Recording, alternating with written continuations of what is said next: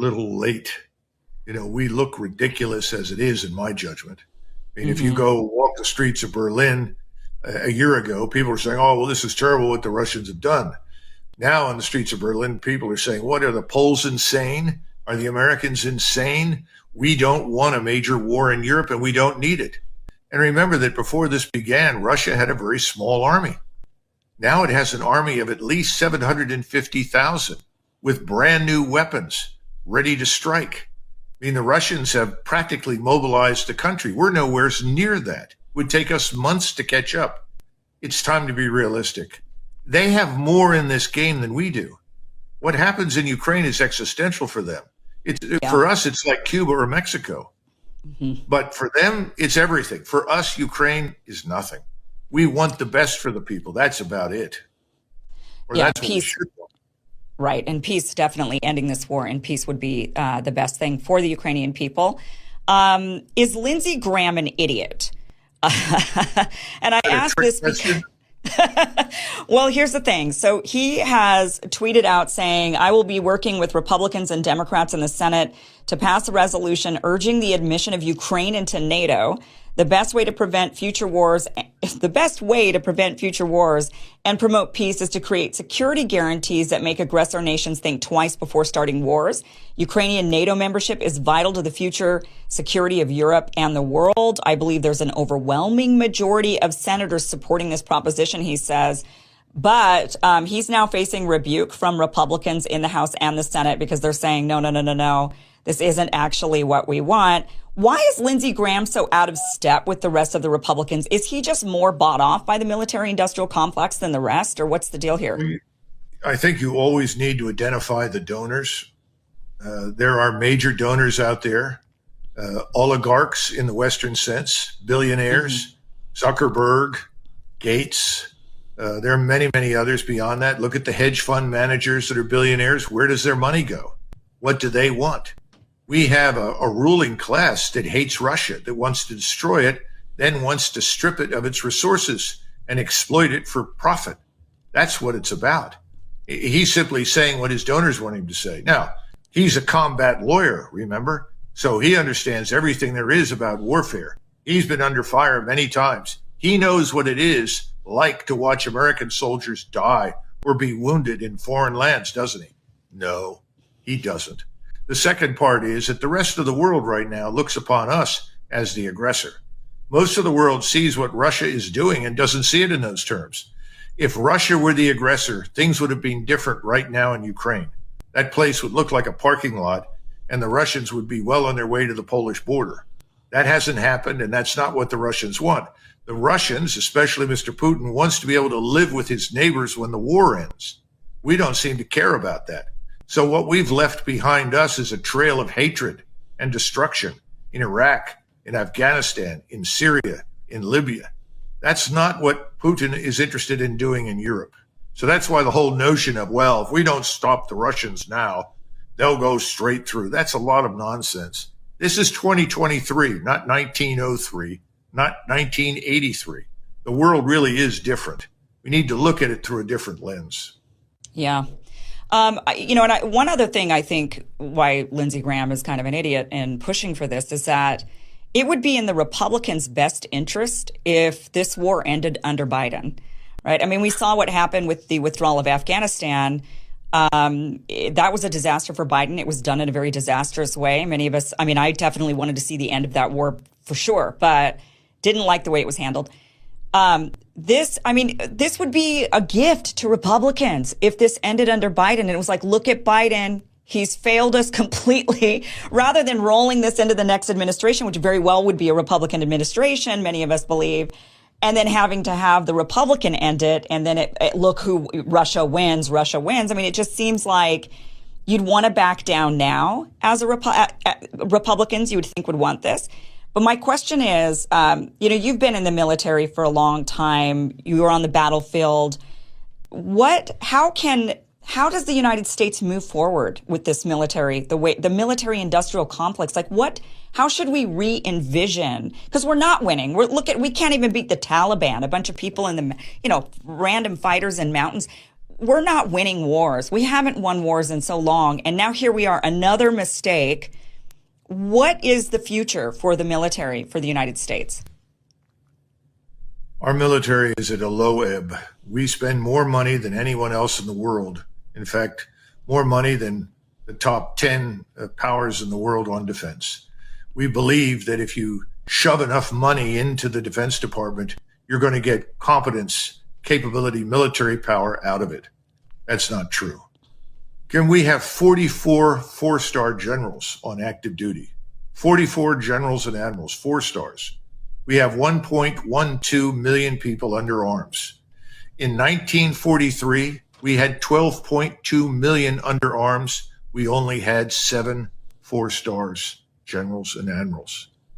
One wonders how we possibly won the Second World War with only 7 4 stars.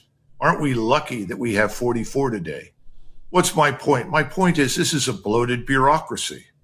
The numbers of people who actually deploy and fight are minimal.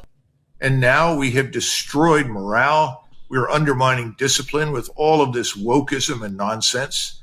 The military has been turned into a social experiment. It's designed to make people in Washington happy, and they think it's making their constituents happy.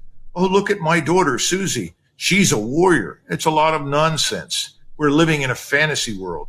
The Russians would go right through us. Let's wake up. They're serious. We're not. So what has to happen? We've got to go after this military establishment. It needs to be reduced. And then we need to come to terms with another reality. The defense industries are businesses. It's in their interest to make as much money as possible. Who's watching it? Nobody. Nobody's questioning anything because people on the Hill are pocketing a lot of cash by going along with bad programs and bad policies. So the whole military establishment needs to be reduced. You've got to get it back down to a lean fighting machine. Then you can begin really reforming it, reorganizing it, and changing the way we command and control it, the way we recruit for it. That's going to take us years. It will take us 5 to 10 years to recover, I would say, from the last 20 years, and certainly from the last 2.5. Yeah, well, I mean, definitely many of us want to see a reduction in all of this, but I don't know how we're gonna do that since it is business and people are out there making money and they've got jobs and billions of dollars in the pocket. Nassim Taleb tells us that we're staring financial Armageddon in the face. Yeah. I would listen to Nassim Taleb and what he says. I would listen to James Ricards. These are people who are warning us about printing money and raising interest rates. They're warning us about the use of monetary policy to fix structural problems in the economy.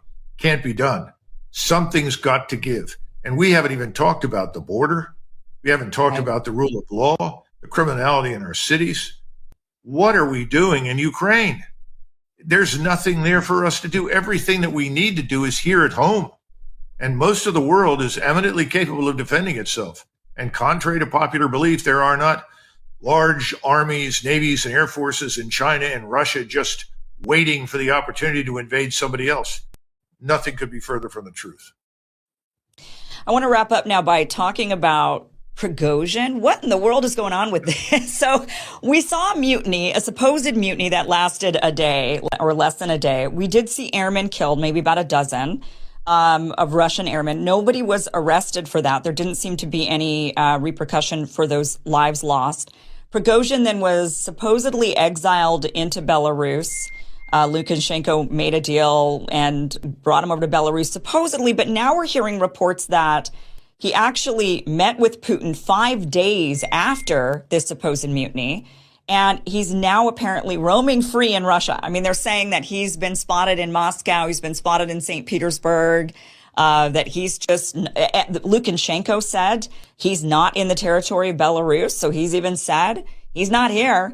And he's been spotted all over Russia. So what in the world, what happened and what is going on? Was this just a ruse? Was this real? Because now I'm starting to think the whole thing was a plot to maybe root out treasonous generals on the Russian side. Well, I think Pogosian is a natural reality TV star. And I'm sure someone in Hollywood has got his number and will find a way to bring him over so he can have his own reality TV show. The man's very entertaining, but he's not stupid. And the second part is that some of it was real, but a lot of it was not what we thought it was. And there is some evidence that it may have been staged, but I can't tell you that because I don't have access to the kind of intelligence that would substantiate it. What we know is it was not an uprising. We know it was not a coup. Nobody joined Pogosian. Nobody. People saw what Pogosian was doing, and people had heard him before. And what did he say? We're not fighting this war the right way. That's his criticism. These generals at the top are slow, old men, grandpas. They don't want to come to terms with what's out there. Let's go crush these Ukrainians. That made him enormously popular in Russia. And he said he wanted to get to Vladimir Putin and explain to him he's got to change things or we will drag this war out longer than we want to. So what did he do? His forces were not in contact with the enemy. They were in reserve. He went down to Rostov, the theater headquarters. He had a discussion there with one of the deputy commanding generals. Then he said, well, send 4,000 guys to Moscow, and then I'll go up there and talk to Putin and see if I can get him to understand that we need to ramp up this war and end it. Well, they were on their way up there, and apparently without direct orders from President Putin, an Air Force general decided to send helicopters out there to intercept them. And you had this tragedy where Russians were killing Russians. It was immediately ended. Pogosian said, stop. This is not what this is all about. In the West, everybody said, oh, wonderful. This is what we've been waiting for. Putin's going to be removed. This is a rebellion. It's all nonsense. So where is he now? He's in Luhansk in Ukraine. That's where the Wagner group is. They're going to move to Belarus, where they are building barracks for them.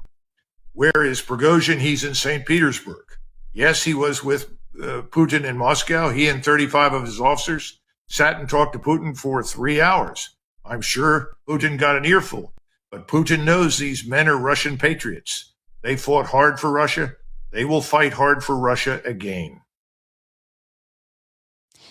So, I mean, is Putin being soft, or do you think that because to march on Moscow, to have airmen die, I mean, we just saw how our own government behaved on January 6th, about January 6th. I mean, they were people that were just sightseeing are in jail and considered traitors to the country who were trying to, commit insurrection.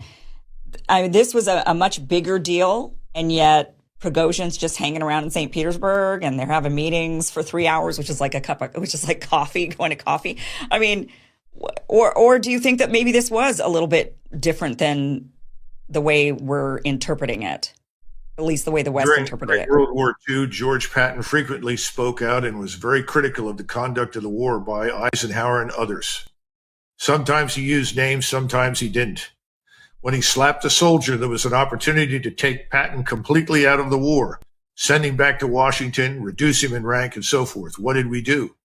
We didn't do that. We didn't do it because Patton was effective and Patton was very popular. We had similar problems with MacArthur. Eventually, Truman removed MacArthur, and that was hell to pay in Washington when he did that.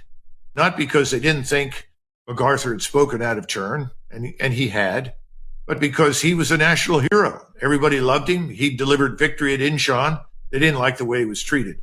Putin avoided all of that. He avoided all of it because he knows the Wagner Group has utility. It has value. They're a niche capability. They're very good in urban operations, very good at digging out the enemy in critical places. That's what they demonstrated. So was this staged? It may have been. I don't know. But I do think we're going to see a shakeup in the senior ranks and the high command. And I think a decision will come after this meeting in Vilnius, depending upon what comes out of that, regarding what the Russians do next. And they're positioned right now to launch a devastating offensive. Well, Colonel Macgregor, thank you so much for joining us tonight and giving us your insight on this. Always a pleasure hearing from you. Heard from you on many other shows. Glad to see you here on this show, so really appreciate that. Nice to see you. And yeah, you've written a lot of books. I'm just curious, do you have I know you've written Warrior's Rage, The Great Tank Battle of 73 Easting, but do you have, you've written a lot of books. Like what's the book you would say people should read if they really want to get some insight into the military or? Well, you might want to look at the last one called Margin of Victory that came out, 2016 or 14, I can't remember. But it covers battles that had a huge impact on how we fight wars. And they mark changes in warfare. And I was trying to understand what had happened between 1914 and in 1991. And that's something that we really didn't do. The Russians are now giving a good demonstration of just how much has changed. And the Russians are depicted in that book as being far ahead of us. And I talk in detail about it. So I think Americans would profit from looking at that book more than any other right now.